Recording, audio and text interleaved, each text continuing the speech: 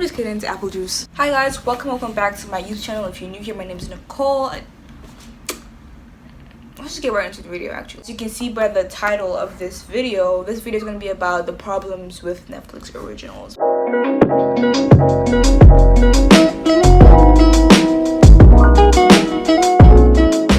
Netflix is a streaming service that offers a wide variety of shows and movies without commercials. Keyword, without commercials. And I feel like because Netflix is such a widely used streaming media, right?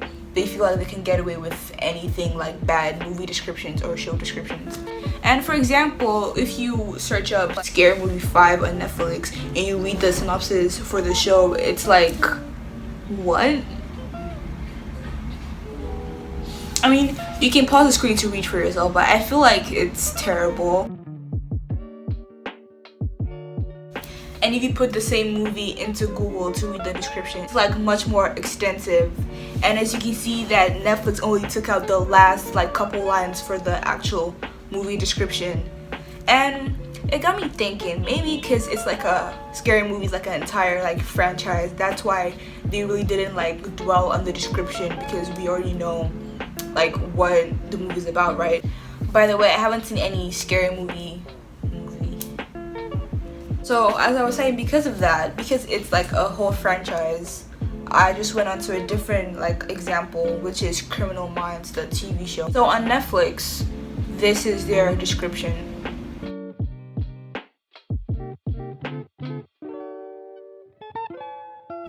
But on Google, this is their description.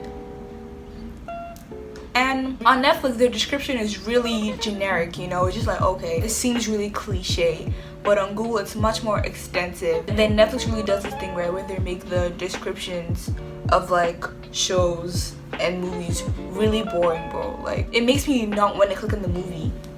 So I do this thing where I actually Google the show instead of reading the description, because the description is it's terrible. It's terrible. I get that Netflix trying to do the thing, right? Because people mostly look at the cover of shows and not really the description, but it doesn't mean you have to make the description terrible. You could try, because then people like me actually do read the descriptions. So do better, Netflix, do better.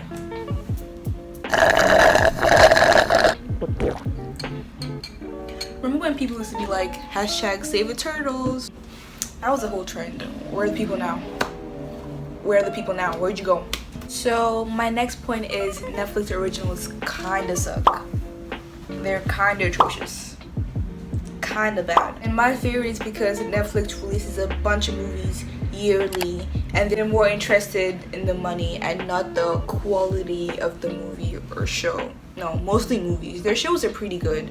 Some shows I don't know, The Society, I'm Not Okay With This, it's right here, but y'all can't really see it, but it's the show. I love that show, but it's getting canceled and Society because of Corona.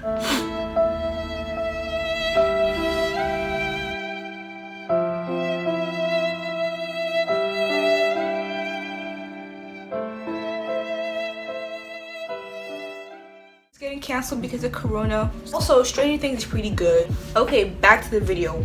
Where was I at? Oh yeah, I was talking about my theory, right? So my theory, because that Netflix releases a lot of movies yearly and they're more focused on the money and not the quality of the movie. You should actually have your customer's best interest at heart, I believe. I don't know what I'm talking about. And like I said earlier about the shows not being all that bad, or the movies not being all that bad, a couple movies like Bright and Dumpling, they're pretty decent. You should probably check them out because they're actually quite entertaining. An American film director, Steven Spielberg, director of great movies like Ready Player One, which is one of my favorites, BFG, Warhorse, and etc., made a comment saying Netflix movies aren't really movies and shouldn't be allowed to compete for Academy Awards. Once you commit to a TV format, you're a TV movie. And he said, you certainly, if it's a good show, deserve an Emmy, but not an Oscar. Although he made a very controversial statement, I 100% agree. He states nothing but facts. Why would Netflix shows or movies want to compete with actual actual movies that people pay money to go watch in the like movie theater. That's not fair because it's not like fairgrounds, you know.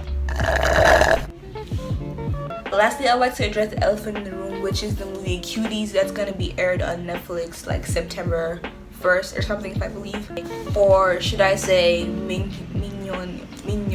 Look, it's a French word for cuties. Yeah, I can't pronounce it, but this is the word. The original French movie was actually released August this month, 19th. And then a couple weeks ago, or like last week maybe, on Instagram or like online basically, the movie got so much hate because of the cover Netflix used, which sexualized a bunch of 11-year-old girls. And also their description, which was, this is their description, just read it for yourself. Just like, huh, Netflix, what? I feel like this is an example of think before you write. Like, what is that? Ew. And then soon enough, people started googling the movie and saw that the original cover doesn't line up to the one on Netflix. Like, this is the original cover of the movie, and even the description of the movie doesn't even line up. Like, Netflix got nothing. They literally missed the entire plot of the main movie. Like, how do you do that, Netflix? How do you of all people do that? Like, I'm so confused. Like, we all about to jump from Netflix to Hulu, Amazon Prime. So it really ties back to how Netflix does a shabby job. This all really ties back to how Netflix does a shabby job at delivering movie descriptions, movie synopsis, right? And I get the covers sell now, but that's not a reason to sexualize a bunch of 11-year-olds. But like, I don't know. And of course, Netflix heard the people. They apologized. I feel like everything and everyone has apologized countless times this year, and why is that? Why is that? And yeah, so Netflix changed the cover and the description of the movie, and this is the new cover and description. So yeah, I really don't know how long this video is, to be honest. Hope you guys liked the video. It's quite different because I usually do like lifestyle type. That's what I want to call my content, lifestyle. But I can include like certain commentary like this into it, depending on like what the topic is. And yeah, you can always leave your recommendations in the comments down below. Follow me on Instagram. Don't forget to like and subscribe. Tell your friends, tell your fellow movie junkie to come watch my video. Turn on the post notification so you can know when next I upload. And don't forget to check the description down below because I have the article I used down there. So yeah, like and subscribe. Bye.